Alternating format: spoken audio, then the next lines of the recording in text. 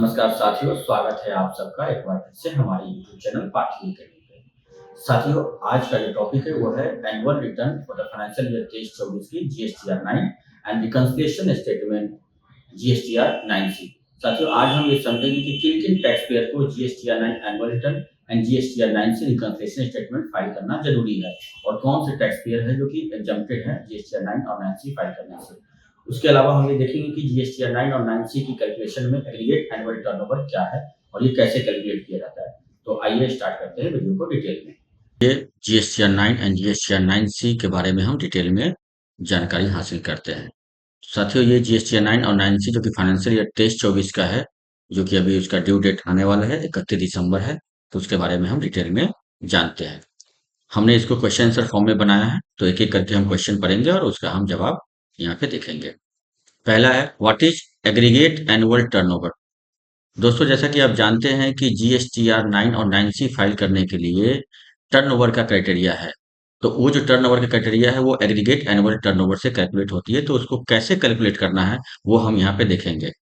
जिसमें हमें देखना है कि एग्रीगेट एनुअल टर्नओवर कैलकुलेट करने के लिए आपको ऑल टैक्सेबल सप्लाई, जितने भी टैक्सेबल सप्लाई आपने ड्यूरिंग द फाइनेंशियल ईयर किया है उसको, प्लस उसमें एग्जम्प्ट सप्लाई जितने भी किया आपने उसको ऐड कर देना है। कोई एक्सपोर्ट आपने किया है चाहे गुड्स या सर्विस का, उसको भी ऐड कर देना है। और आपने कोई इंटर स्टेट सप्लाई की है बिटवीन द सेम एंटिटी जो कि अलग अलग स्टेट में रजिस्टर्ड है, तो उसके दरमियान जो भी सप्लाई हुई है तो उस सप्लाई को भी ऐड कर देना है इसमें एग्रीगेट एनुअल टर्नओवर कैलकुलेट करने के लिए। अगला क्वेश्चन है what is GSTR 9 and 9C। दोस्तों, जीएसटीआर 9C एक एनुअल रिटर्न है जो कि रजिस्टर्ड टैक्स पेयर के द्वारा फाइल की जाती है। इसमें आपने ड्यूरिंग द फाइनेंशियल ईयर जितने भी आउटवर्ड सप्लाई किया है, इनवर्ड सप्लाई किया है, जितने आपकी टैक्स लायबिलिटी बढ़ी है और इनपुट टैक्स रेट आपने अवेल किया है, वो सबका एक कंपाइलेशन होता है।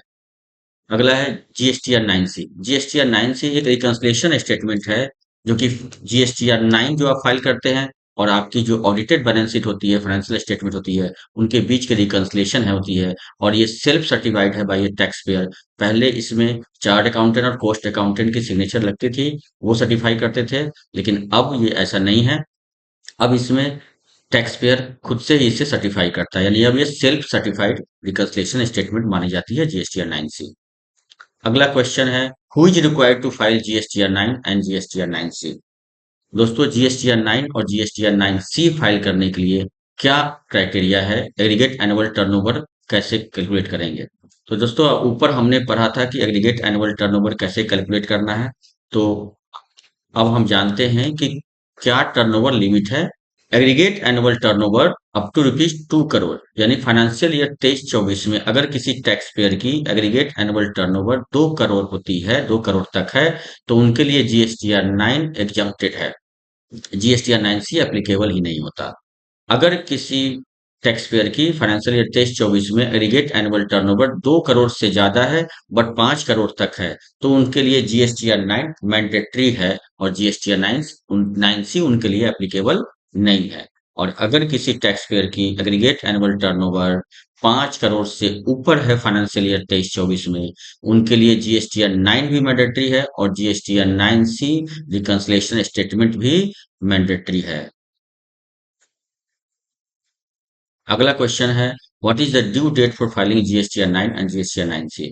साथियों, जीएसटीआर 9 और जीएसटीआर 9C फाइनेंशियल ईयर 23-24 के लिए फाइल करने की ड्यू डेट 31 दिसंबर 2024 है। अगला है should tax payer file GSTR 9C at the entity level और जीएसटीएन लेवल। दोस्तों, आपको ये ध्यान देने की बात है कि जीएसटीआर 9 और 9C जीएसटीएन लेवल पे फाइल होता है। अगर किसी टैक्स पेयर का मल्टीपल जीएसटी रजिस्ट्रेशन है सेम स्टेट में या अलग अलग स्टेट में, तो उनको जीएसटी 9 और 9C जीएसटीएन वाइज फाइल करनी है, ना कि entity wise. Every branch separate GSTR 9 is to be filed if the aggregate turnover is exceeded, irrespective of turnover of individual branch। तो आपको इंडिविजुअल ब्रांच से कोई लेना देना नहीं है। अगर आपकी एग्रीगेट एनुअल टर्नओवर टोटल एक पैन बेस्ड कैलकुलेशन होती है और उसके बेसिस पे अगर आपकी एग्रीगेट एनुअल टर्नओवर 2 करोड़ से ऊपर हो गई, तो आपको जीएसटीआर 9 आपके लिए मैंडेटरी है। नेक्स्ट क्वेश्चन है कि आपने फाइनेंशियल ईयर के दरमियान जीएसटीआर 1 और जीएसटीआर 3 भी फाइल नहीं किया है, तो क्या आप जीएसटीआर 9 फाइल कर सकते हैं? दोस्तों, इसका जवाब है नहीं। We can not file return in form GSTR 9 without filing form GSTR 1 and form GSTR 3 भी। यानी एक एप्लीकेबल फाइनेंशियल ईयर के लिए जितनी भी रिटर्नें जरूरी हैं, वो सभी रिटर्न पहले आपको फाइल करनी पड़ेगी जीएसटीआर 9 फाइल करने से पहले। नेक्स्ट क्वेश्चन है, can we make changes in GSTR 9? साथियों, we can make changes until we submit the GSTR 9। यानी दोस्तों, जब तक आप जीएसटीआर 9 सबमिट नहीं करते, तब तक आप जीएसटीआर 9 में आप चेंजेस कर सकते हैं। लेकिन अगर आपने एक बार उसे सबमिट कर दिया, तो उसके बाद जीएसटीआर 9 में कोई चेंजेस नहीं होगी। और जीएसटीआर 9 एक बार फाइल हो गई, तो उसके बाद रिवाइज करने का कोई ऑप्शन नहीं होता। और जीएसटीआर 9 जब फाइल हो जाती है, उसके बाद ही आप जीएसटीआर 9C अपलोड कर सकते हैं। तो जीएसटीआर 9C अपलोड करने के लिए क्राइटेरिया है कि पहले आपको जीएसटीआर 9 फाइल करनी है।